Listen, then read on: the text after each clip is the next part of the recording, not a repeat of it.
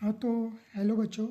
आज हम post modern period को स्टार्ट करते हैं और ये सेकंड लास्ट चैप्टर है हमारे एंशियंट हिस्ट्री का। उसके बाद हम पढ़ेंगे, सॉरी सेकंड लास्ट कह रहे हैं, हाँ सेकंड लास्ट चैप्टर है। उसके बाद हम Gupta period post Gupta period को पढ़ेंगे, हमारा एंशियंट हिस्ट्री कंप्लीट हो जाएगा। तो उसके बाद मैं क्या करूँगा, इस पूरे चैप्टर को, मतलब मैं क्या करने वाला हूँ, इस पूरे चैप्टर का निचोड़ यानी इस पूरे चैप्टर को मर्ज करूँगा यानी मिला दूँगा कहीं मैं जितना पढ़ाया हूँ, और एक वन शॉट के रूप में आपको एंशियंट हिस्ट्री प्रोवाइड करवा दूँगा। तो आज जो है हम पोस्ट मॉडर्न पीरियड के बारे में बात करेंगे। तो जैसा कि आप जानते हैं, कल हमने आपको मौर्य पीरियड के बारे में पढ़ाया, मौर्य काल के बारे में पढ़ाया, और आज हम पढ़ेंगे मौर्योत्तर काल के बारे में। किसके बारे में? तो मौर्योत्तर काल के बारे में। अब जानते हैं मौर्योत्तर काल का मतलब क्या होता है? तो देखिए, मौर्य का मतलब होता है मौर्य, और उत्तर का मतलब होता है बाद में, यानी मौर्य के बाद वाला जो काल है, यानी जब मौर्य खत्म हुआ तो मौर्य के बाद वाले जो काल होंगे वो मौर्योत्तर काल या बाद वाले मौर्य के काल पोस्ट मॉडर्न पीरियड कहलाते हैं। तो आज हम मौर्योत्तर काल यानी मौर्य साम्राज्य जब इंडिया में या फिर मगध में ख़त्म हुआ तो उसके बाद क्या हुआ, मतलब एक्चुअली बात करें तो मौर्य काल के बाद क्या हुआ उसका अध्ययन करना मौर्योत्तर काल हम कहते हैं। तो आज हम मौर्योत्तर काल के बारे में पढ़ेंगे। और बेसिकली अब हम स्टार्ट करते हैं। तो जैसा कि हमने आपको कल बताया था कि जो मौर्य वंश है उनके लास्ट रूलर हमारे बृहदत्त थे। कौन थे? मौर्य वंश के हमारे लास्ट शासक बृहदत्त थे। और इसी बृहदत्त को किसने मारा? तो इसी बृहदत्त को हमने बताया था आपको कि इसी बृहदत्त के एक कमांडर थे पुरुष्य शुंग मित्र। पुरुष्य मित्र शुंग, पुरुष्य मित्र शुंग, इनके क्या थे? एक चीफ कमांडर थे। और यही पुरुष्य मित्र शुंग क्या करते हैं, इस बृहदत्त यानी जो आखिरी रूलर है मौर्य वंश के, उनकी हत्या कर देते हैं और यहीं से शुंग डायनेस्टी की स्टार्ट कर देते हैं। तो यहीं से मौर्य काल के बाद अब हम मतलब हमारा मगध साम्राज्य पर अब किसका शासन चलने लगा? शुंगों का शासन चलने लगा, और इसी वंश को हम शुंग वंश कहते हैं। तो ये क्या करते हैं, ये लास्ट रूलर जो बृहदत्त थे उनको मारते हैं, और बृहदत्त को मारने के बाद पुरुष्य मित्र शुंग क्या करते हैं, शुंग डायनेस्टी की स्टार्ट करते हैं। तो मौर्य उत्तर काल के बाद याद रखिएगा कि मगध साम्राज्य में क्या होता है, शुंग डायनेस्टी का रूल होता है, शुंग डायनेस्टी आ जाता है शासन करने। अब शुंग डायनेस्टी के बारे में हमें कहाँ से जानकारी प्राप्त होती है, यानी किन स्रोतों के माध्यम से हमें शुंग डायनेस्टी मगध साम्राज्य में रूल किया करता था उसके बारे में हमें पता चलता है। तो आप जानते हैं कि हमारे भारत में 18 पुराण हैं, हमारे भारत में 18 पुराण हैं, और उन पुराण में एक पुराण वायु और एक पुराण मत्स्य पुराण है। तो उसमें हमें शुंग डायनेस्टी का जिक्र देखने को मिलता है। उसके बाद बाणभट्ट ने हर्ष चरित्र नामक किताब लिखा, उसमें भी शुंग डायनेस्टी के बारे में हमें पता चलता है। गार्गी संहिता से हमें पता चलता है। पतंजलि का महाभाष्य से हमें पता चलता है, क्योंकि भाई ये पतंजलि जो थे ना वो शुंग डायनेस्टी के पुरोहित थे यानी पंडित थे। और चूंकि ये पुरोहित थे तो भाई शुंग डायनेस्टी में रहना है, उनको उठना बैठना है, तो शुंग डायनेस्टी के बारे में वो सब जानकारी उनको पता होगी। तो शुंग डायनेस्टी के बारे में जो जानकारी पता होगी उनको उसमें वो लिख देंगे। तो पतंजलि का जो महाभाष्य है उससे भी हमें पता चलता है पोस्ट मॉडर्न पीरियड के बारे में।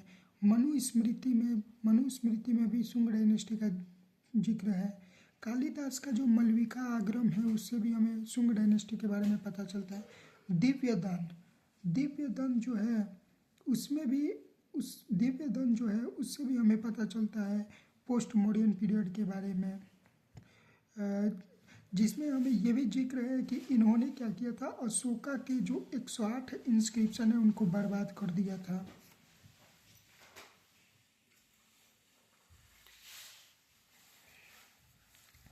उसके बाद अश्वघोष का जो बुद्ध चरित्र है उससे भी हमें पोस्ट मॉडर्न पीरियड के बारे में पता चलता है। उसके बाद सौंदर्य आनंद से भी हमें पोस्ट मॉडर्न पीरियड के बारे में पता चलता है। उसके बाद उसके बाद अयोध्या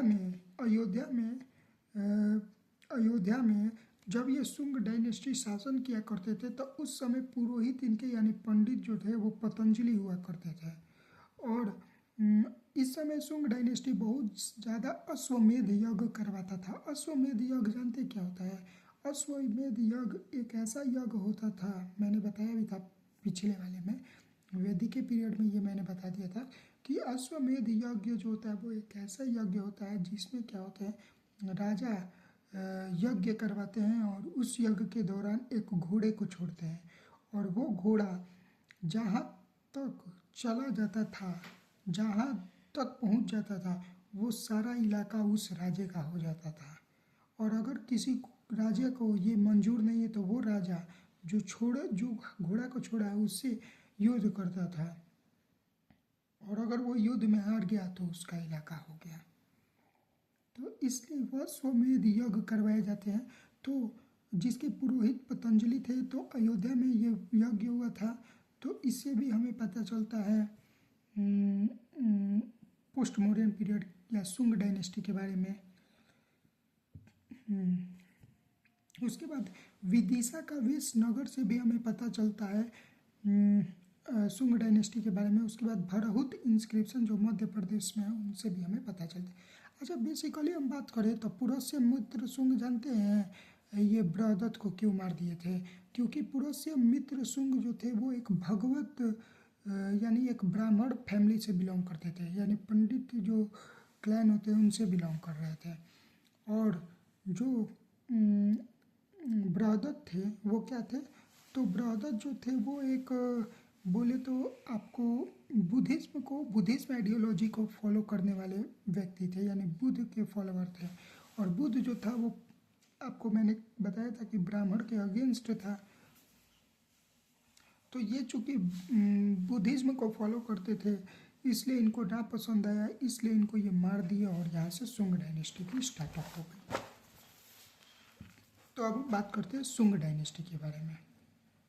तो शुंग जो भारद्वाज है शुंग जो है वो भारद्वाज कुल के ब्राह्मण परिवार से थे, यानी शुंग पंडित यानी ब्राह्मण परिवार से थे, ये मैंने आपको बता दिया। इस समय इनकी कैपिटल जो थी वो पाटलिपुत्र हुआ करती थी, यानी पटना होती थी। बाद में ये कैपिटल अपना विदिशा को कर दिए। अब बात करते हैं शुंग डायनेस्टी के फाउंडर कौन है, यानी पुष्यमित्र शुंग। जैसा कि हमने बताया कि पुष्यमित्र शुंग जो होते हैं वो क्या करते हैं, बृहदत्त को मारते हैं और बृहदत्त को मारने के बाद गद्दी पर आकर बैठ जाते हैं। तो चूंकि मौर्य वंश को यही ख़त्म करते हैं और चूंकि यही ख़त्म करते हैं तो यही राजा भी बनते हैं। चूंकि शुंग इसका राजा बनते हैं इसलिए यहीं से शुंग डायनेस्टी स्टार्ट होती है। तो शुंग डायनेस्टी की बोले तो बताइए शुंग डायनेस्टी की फाउंडर कौन है? तो पुष्यमित्र शुंग है।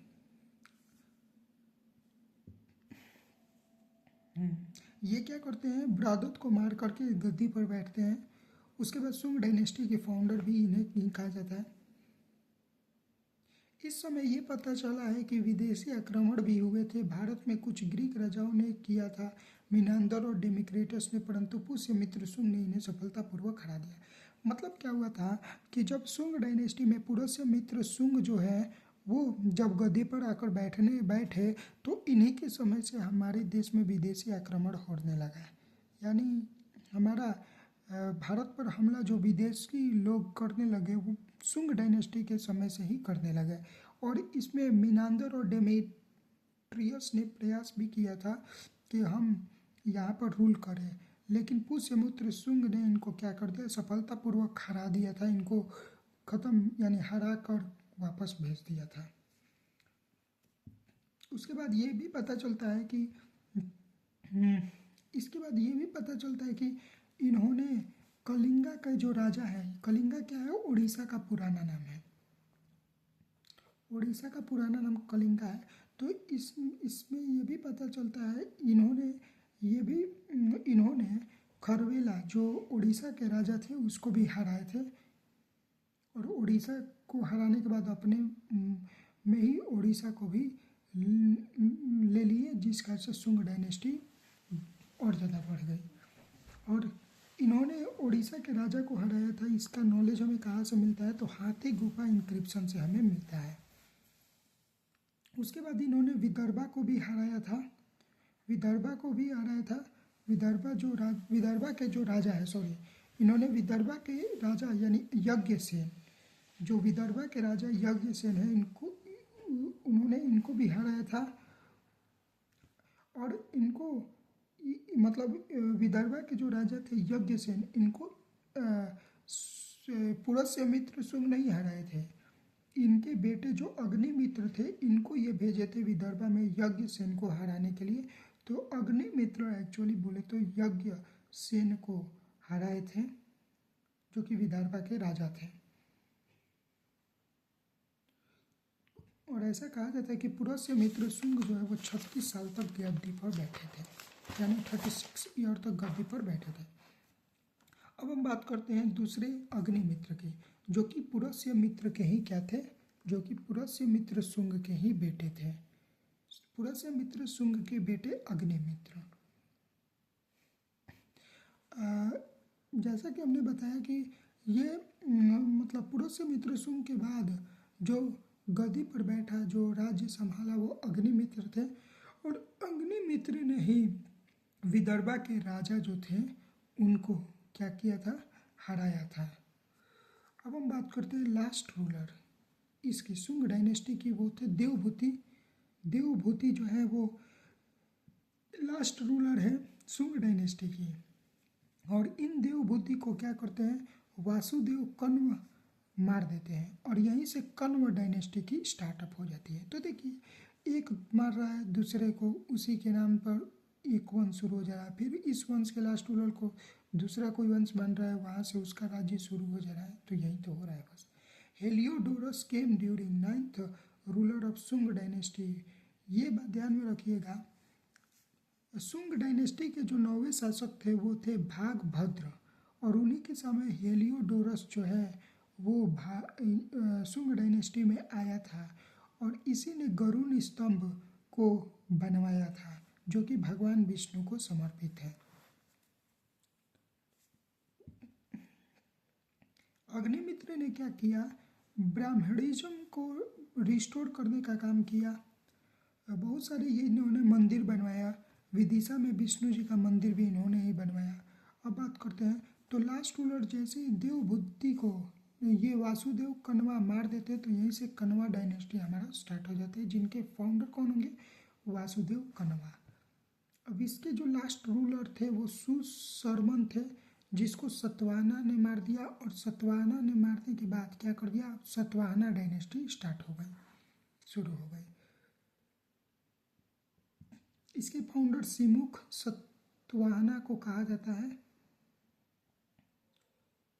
इन्हें आंध्राज भी कहा जाता है, पुराण में इनको आंध्राज भी कहा जाता है। इनका फर्स्ट कैपिटल प्रतिष्ठाना होती थी, और सेकंड कैपिटल अमरावती हुआ करती थी। इनके लिए इस समय यानी बोले तो सतवाहना डायनेस्टी जो था, उस समय जो ट्रेडिंग सेंटर यानी जो व्यापार करने वाला जो सेंटर हुआ करता था, भरूच शहर जो था वो ट्रेडिंग सेंटर के लिए फेमस होता था। अब सतवाहा डायनेस्टी के बारे में हमें कहाँ से नॉलेज प्राप्त होती है, तो ऐतरेय ब्राह्मण जो ऋग्वेद का पाठ है वहाँ से पता चलती है, पुराण से पता चलती है। गुणादय हैं उनका बृहद कथा से हमें पता चलता है, और वात्स्यायन का काम सूत्र से भी हमें सतवाहा डायनेस्टी के बारे में पता चलता है। नाना घाट इंस्क्रिप्शन से भी हमें पता चलता है, नासिक इंस्क्रिप्शन से, हाथी गुप्ता इंस्क्रिप्शन से, और इरागुड़ी इंस्क्रिप्शन से भी हमें पता चलता है। तो यहाँ से हमें, तो उसके बाद सतवाहा डायनेस्टी में जैसे ही ये रूल करते हैं सिमुख, तो सिमुख के बाद जो है अब अगला रूलर जो आते हैं वो आते हैं हमारे कौन, गौतम पुत्र सतकर्णी, जिनको एका ब्राह्मण भी कहा जाता है, दक्षिणा पथपति भी कहा जाता है। इन्होंने ही नहापना को हराया था, और ये 17वें नंबर के रूलर थे। कहा जाता है 17वें नंबर के रूलर थे, ठीक है ना। कहा जाता है कि सबसे पहले अपने अपने नाम के साथ अपने माता का नाम ऐड सबसे पहले गौतम पुत्र सतकर्णी ने ही किया था। अब बात करते हैं हम 17th रूलर के बारे में। ये हो गया। उसके बाद हम बात करते हैं होला के बारे में। गौतम पुत्र सतकर्णी के बाद जो अगला व्यक्ति जो गद्दी पर आकर बैठा वो था हमारा होला। इन्हीं के समय गुनाडिया जो है वो इन्हीं के समय रहा था। अच्छा, एक्चुअली बात करें तो होला को कवियों को आश्रय देने वाला भी राजा कहा जाता था। ये कवियों को बड़ा रखते थे। गथा शब्द सती जो है वो होला ने ही लिखा। गथा शब्द सती जो है वो होला ने ही लिखा। अब बात करते हैं हम वशिष्ठी पुत्र पुलुमवी। ये अपना कैपिटल जो है वो पैठान में सेटअप किए। रुद्रदामन को ये इन्होंने हराया, 2 बार हराया था और पुलोमा इन्हें कहा जाता है पुराण में। उसके बाद आते हैं वशिष्ठ पुत्र सतकर्णी, यानी वशिष्ठ पुत्र पुलुमवी के बेटे वशिष्ठ पुत्र सतकर्णी आते गद्दी पर बैठने। और रुद्रदामन को वशिष्ठ पुत्र पुलुमवी ने हराया था, उन्हीं रुद्रदामन की बेटी से इन्होंने शादी की वशिष्ठ पुत्र सतकर्णी ने। इन्हें दक्षिण पथेश्वर भी कहा जाता है। उसके बाद आए अगला रूलर यज्ञ श्री सतकर्णी। ऐसा कहा जाता है कि यज्ञ श्री सतकर्णी को घूमने का बड़ा शौक था, इसलिए ये जो भी सिक्के चलाते थे उन पर जहाज का चित्र हुआ करता था, यानी इनको घूमने का काफ़ी ज़्यादा शौक था। अब इसके लास्ट रूलर थे विजय।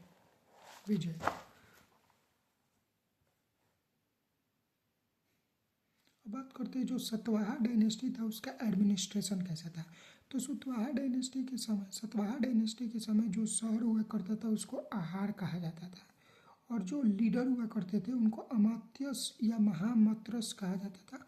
और जो राजा थे, ऐसा कहा जाता है कि सतवाहा डायनेस्टी में सबसे ऊपर थे राजा के बाद थे महाभोज। यानी महाभोज में तो उनके मंत्री, और मंत्री के बाद होते थे सेनापति। इस समय जो गांव के मुखिया होते हैं उनको गौलमिका कहा जाता था। याद रखिएगा कि सतवाहा डायनेस्टी के ही समय करला चैत्य केव को बनाया गया है, जिसको लार्जेस्ट केव टेम्पल भी कहा जाता है। अब बात करते हैं इकोनॉमी की। बात करें तो बेसिकली सतवाहा डायनेस्टी पूरी तरीके से खेती बाड़ी और व्यापार पर आधारित एक डायनेस्टी हुआ करती थी। इसमें मतलब लोग खेती बाड़ी किया करते थे। चांदी को इन लोग कर्स पानज कहते थे। सबसे पहले जो शीशे के जो सिक्के हैं वो सतवाहन डायनेस्टी ने ही स्टार्ट किया है, ऐसा कहा जाता है। ये ब्राह्मण समाज को फॉलो करते थे, और इनकी जो भी लिटरेचर होती थी वो प्राकृत लैंग्वेज में होती थी। तो यहाँ से हमारा पोस्ट मॉडर्न पीरियड कंप्लीट होता है।